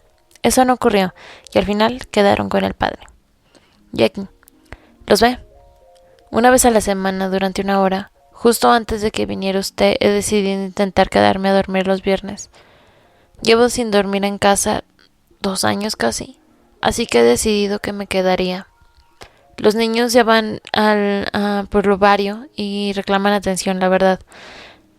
Así que he dicho que voy a intentar ver cómo va lo de dormir en noche en casa. ¿Fue voluntad suya verlos una vez a la semana durante 1 hora o quería algo más? Ese es el tema. Yo no quería verlos en absoluto. Me vi obligada a ello. Al principio los veía 3 o 4 horas y me cansaba y me enfadaba mucho. Así que reduje las horas. Costó tiempo que mi madre estuviera conforme, que los niños lo aceptaran y la sociedad también. Por ejemplo, mi familia, salvo a mi madre, me rechaza por haberme ido de casa. No entienden por qué lo hice. A mi cuñada no le cabe en la cabeza cómo pude marcharme. ¿Cómo es posible que una madre abandone a sus hijos? No aceptar el hecho de que los abandonara. Es así. Ahora estoy contenta. Tengo miedo de que las cosas lo estropeen.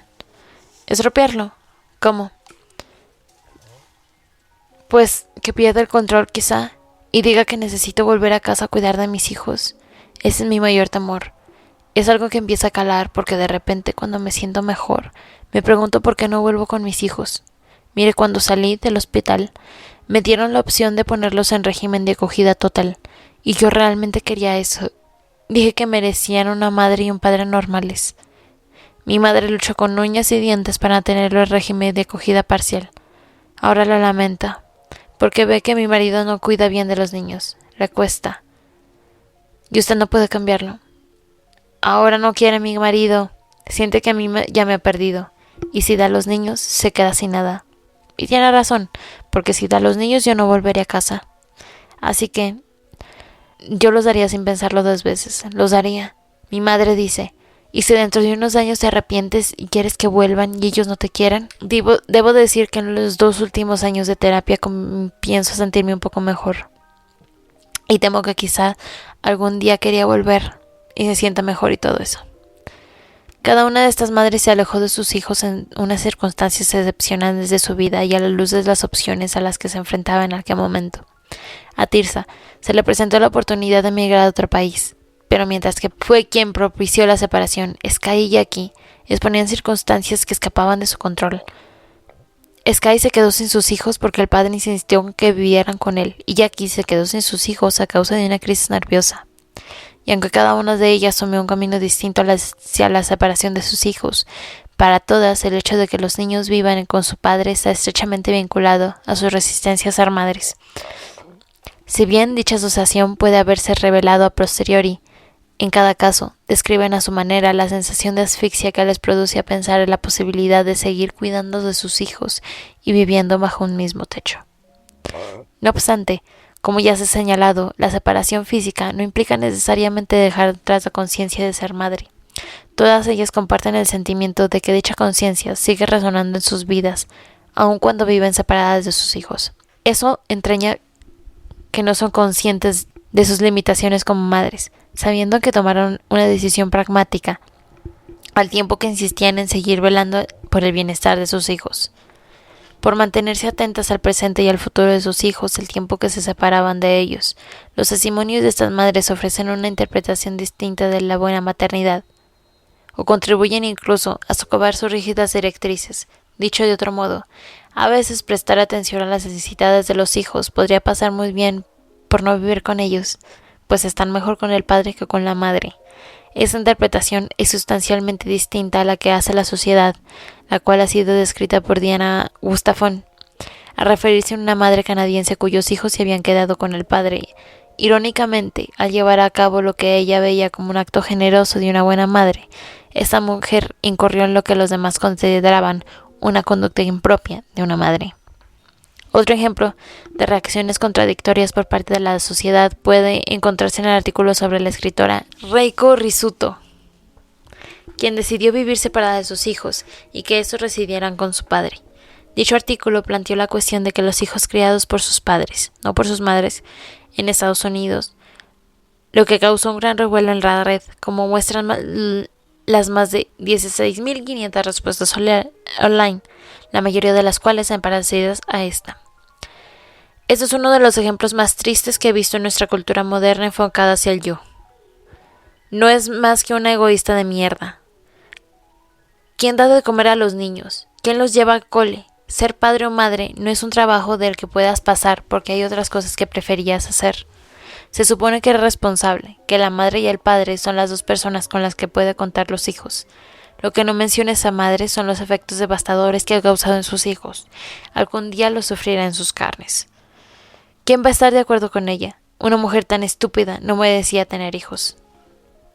Una madre alemana que había marchado de casa tampoco se vio exenta de duras críticas tras su decisión de irse a vivir sola. Simplemente no es posible que una, como madre, deje a su familia, que no se quede con sus hijos. Te dicen que es antinatural que los hijos se crían en casa del padre, que deberías enmendar tu error. Si no podían dejar la relación, al menos tenían que ir y quedarme con los niños. Dichas respuestas y otras similares ilustran el firme dictamen de la sociedad, según el cual una madre debe permanecer bajo el mismo techo que sus hijos y no marcharse nunca del domicilio familiar, sean cuales sean las circunstancias, pese a las dificultades y las privaciones, aunque reconozca su incapacidad o falta de voluntad para cuidar a sus hijos. Para algunas mujeres, la marcha de casa va acompañada con un sentimiento de culpa por no haber cumplido con los criterios que definen la buena maternidad. Las madres participantes en este estudio tienen en cuenta que sus hijos pueden sentirse dolidos por su partida incluso años después y siguen reflexionando sobre su decisión, incluso siendo esta un mal menor, ya que no pueden dar marcha atrás al reloj para no ser de nuevo madres de nadie. De este modo, aunque al separarse de sus hijos las madres arrepentidas transgredieron las limitaciones que establece el proceder natural, la distancia que lograron poner entre sí y lo que ellas esperaban no bastó para desvincularlas totalmente de su condición de madre, algo en lo que habían confiado en vista del arrepentimiento que sentían. ¿Tener más hijos o no? Si estas mujeres se arrepienten de ser madres, ¿por qué tienen un segundo y un tercer hijo? Esta pregunta, expresada por numerosos blogueros, suele plantearse en muchas ocasiones durante debates sobre madres arrepentidas. La respuesta a dicha pregunta revela, una vez más, una variedad de experiencias vitales que no pueden reducirse fácilmente. Mientras que algunas mujeres no sienten arrepentimiento hasta años después y tras haber tenido más de un hijo. Otras deciden de hecho tener otro hijo a pesar de su arrepentimiento, y varias dejan de tener hijos debido a su deseo de no ser madres en absoluto, tanto si siguieron dando a luz como si estuvieran por hacerlo. Sus decisiones se ceñían a la lógica de minimizar los daños a partir de entonces, para lo que buscaron la mejor manera. Por el bien del primogénito, en numerosas sociedades reina el tópico de que tener solo un hijo es forzosamente perjudicial, y por tanto inmoral para el primogénito. Como consecuencia de dicho tópico, el afán por minimizar supuestos daños implica, entre otras cosas, tener como prioridad el bienestar del primogénito, aun cuando la reproducción continuada se cobra un precio altísimo con el bienestar emocional de la madre. Por este motivo, por ejemplo, Maya decía desde el momento que fue madre, tanto daba cuantos hijos tuviera. Maya: no me ha supuesto un problema quedarme embarazada otra vez porque de hecho que ya he caído en este pozo, así que ya estoy aquí, lo haré bien. Una vez que tienes uno es como tener 3 o 7, tanto da de veras. Una vez que eres madre es así, ya estoy aquí y nadie puede cambiar cómo me siento. Después espero tener más, porque si soy, no diré infeliz, porque en otro sentido soy feliz, pero si en este sentido soy infeliz, entonces mi familia será feliz, por las buenas o por las malas. Tendré una gran familia feliz y todo el mundo estará contento. Así pues, ante la espada de Damocles del arrepentimiento, el punto de partida es ver a posteriori el número de hijos deseados es 0, pero dado que el primer hijo ya ha nacido, eso no es posible. Es como un juego de suma de ceros. O eres madre o no lo eres. Si eres madre, entonces tienes una obligación y una responsabilidad, independientemente del número de hijos implicados. En ese mismo sentido del compromiso y la responsabilidad maternales, Graves decía que, si bien no quería más hijos, aparte de los 2 que ya tenía, y pese al arrepentimiento que sentía, quizá tendría otra por la presión recibida en casa, ejercida por sus hijos. Grace: mis hijos quieren otro hermano. Si algún día tengo otro hijo, será solo por ellos, porque me presionan para que haga realidad su deseo. Y creo que no es bueno para ellos que no tengan otro hermano, pero para mí sí lo es, y mucho. Si algún día cedo a la presión, será solo por eso. Grace alude a una encrucijada emocional en la vida de una familia. El hijo analiza su vida en comparación con sus iguales, y manifiesta que ya está harto de estar solo. Ese sentimiento de hartazgo puede contrastar con el de las madres, que sienten que si están algo de hartas es de la experiencia maternal, y por tanto no tienen ningún interés de tener más hijos. Así pues, las madres pueden verse en medio de encrucijadas de deseos contradictorios, y en muchos casos, ese conflicto se resuelve basándose en las necesidades de los hijos, pues ellas reflejan la imagen interiorizada de una familia estándar. En consecuencia, a menudo ocurre que la maternidad sale mal. Numerosas madres en general y algunas de las participantes en esta investigación tuvieron a su primer hijo porque querían uno, pero después se vieron ante órdenes estrictas procedentes tanto como dentro como fuera, las cuales estipulaban que debían continuar procreando aunque no quisieran. Si volvemos por un instante a los distintos caminos que conducen a la maternidad, parece que las mujeres pueden tener un hijo con gusto porque así lo quieren, pero eso puede llevarlas a tener más hijos por distintos motivos, a veces a su pesar. Una vez tomada la decisión de tener más hijos en favor del primogénito, la siguiente cuestión es el momento oportuno para tenerlos, en palabras de algunas entrevistadas. Naomi: tuve 2 hijos, seguidos porque me dije, lo que tenga que ser será. En ambos casos fue un accidente. Yo pensaba para mis adentros que era algo positivo que se llevara tan pocos años de diferencia. Así me quitaba de en medio el tema de la procreación y podía volver a lo que me interesaba de verdad. Grace. Estaba claro que tenía que tener otro hijo. Porque sí, porque no se puede tener solo uno. Al cabo de 2 años y medio me dije, vale, vamos a quitarnos esto de encima. Estos testimonios reproducen el sonido de un reloj haciendo tic-tac en medio del salón de una familia que desempeña su papel en la decisión de tener otro hijo o no. Afirmaciones del destino. Vamos a quitarnos esto de estima o formemos una familia enseguida. Expresan un deseo de que cuanto menor sea la diferencia de edad entre los hijos, más rápido pasarán los primeros años, que podrían ser los más duros. La percepción es que cuanto antes se llene la casa, antes se vaciará. Cuanto antes se deje al lado a la madre su tiempo personal en favor del tiempo familiar, antes lo recuperará. De este modo, al tener los hijos seguidos, los que anhelan algunas de las entrevistadas es acabar con la maternidad cuanto antes, aunque al mismo tiempo perciban que se tratará de una historia interminable. Ser madre, por primera vez y arrepentirse, puede conducir a uno de 3 caminos. En primer lugar, decidirse a tener más hijos cuanto antes a fin de limitar el periodo de la infancia, como ya he dicho. En segundo lugar, se puede optar por retrasar el momento de tener más hijos porque no se quiere cometer de nuevo el mismo error.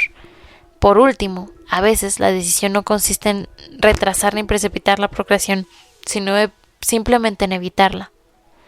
Aprender de la experiencia. Según un estudio del Centro de Información e Investigación del Parlamento israelí, realizado en 2010, en todos los países de la OCDE, el número de hijos que las mujeres querían tener es superior al número de hijos que tienen en realidad, debido a la falta de capacidad económica o de sistemas de apoyo, entre otros motivos. Otra inversión sobre el tema señala que en ocasiones la discrepancia entre el número de hijos deseados y el número de hijos reales puede deberse a factores como la experiencia. Por ejemplo, un estudio realizado por Donna Reed y otras investigadoras australianas revela que la experiencia de una mujer y su percepción de la maternidad desempeñan un papel sustancial en la hora de tomar decisiones relacionadas con el tamaño de una familia y la reproducción continuada. Las madres australianas participantes en dicho estudio afirmaban que ser conscientes de lo que se les depararía el futuro y de cómo se suponía que debían actuar como madres les servía de base para decidir cuántos hijos querían. Según las investigadoras, una vez que sabían lo que significaba ser madre, muchas madres solían querer menos hijos de lo que tenían pensado en un principio. La importancia de la experiencia queda bien ilustrada en Alemania, donde se observa una diferencia significativa entre las mujeres que ya son madres y las mujeres que aún no lo son en cuanto al deseo de tener un hijo. 3/4 partes de las mujeres con parejas que no son madres desean tener un hijo, porcentaje que disminuye a menos de 1/4 parte en el caso de las mujeres con pareja que ya tienen un hijo o más. Mientras que las mujeres del estudio de Reed hablaban de conmoción y asombro tras el nacimiento del primer hijo, varias de las madres participantes en la presente investigación manifestaban sentirse arrepentidas de la maternidad años después del primer parto, hasta la fecha, y por ello habían decidido no tener más hijos. Grace.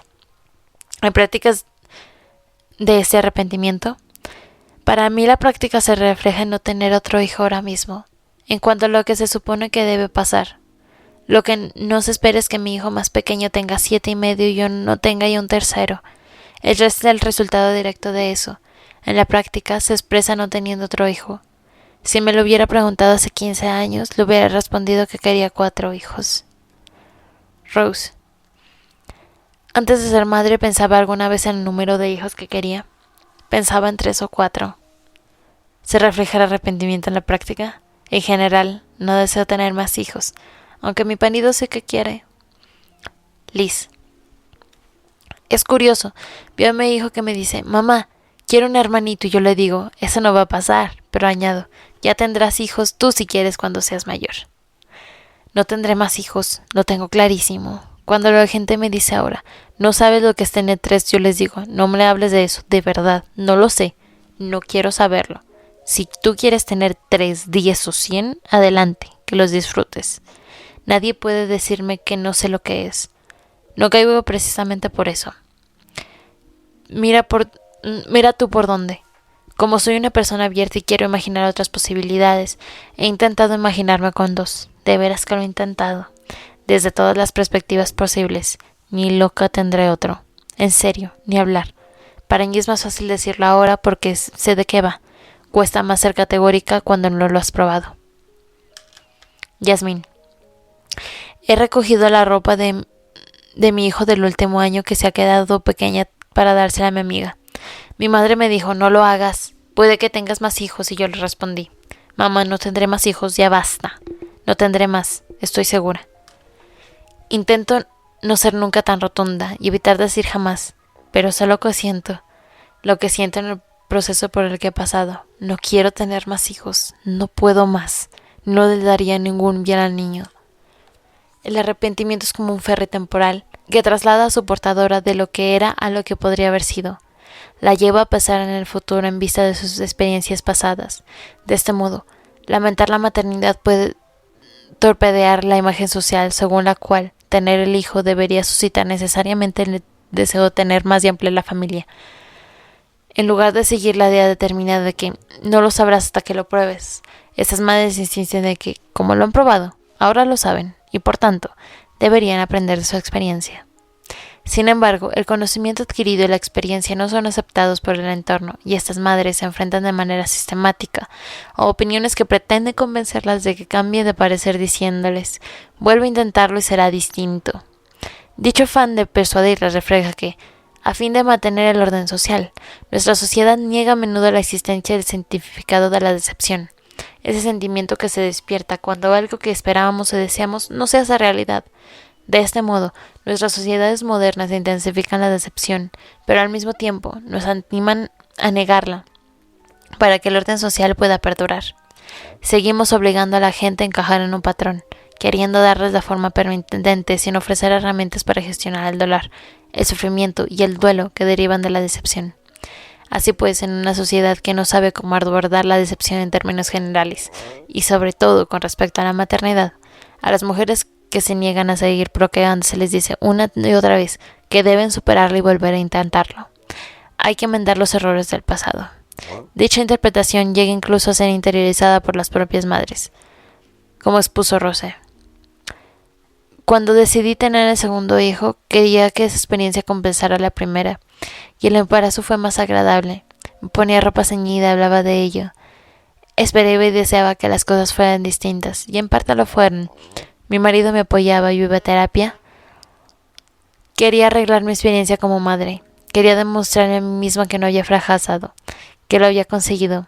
Pensaba que lo único que necesitaba era ser más mayor, estar más preparada. Pero después de la euforia llegó la verdadera batalla. No obstante, para otras mujeres, enfrentarse a la decepción no conduce necesariamente a la reproducción continuada, sino a insistir en interrumpirla. A su modo de ver, sus experiencias pasadas, que no dejan de perseguir en el presente, no se pueden borrar con otro nacimiento. Su decepción, sus vivencias y sus conocimientos no coinciden con las expectativas internas, con el mito de que al final se convencerá de que la maternidad es beneficiosa para ellas, de que lo superarán.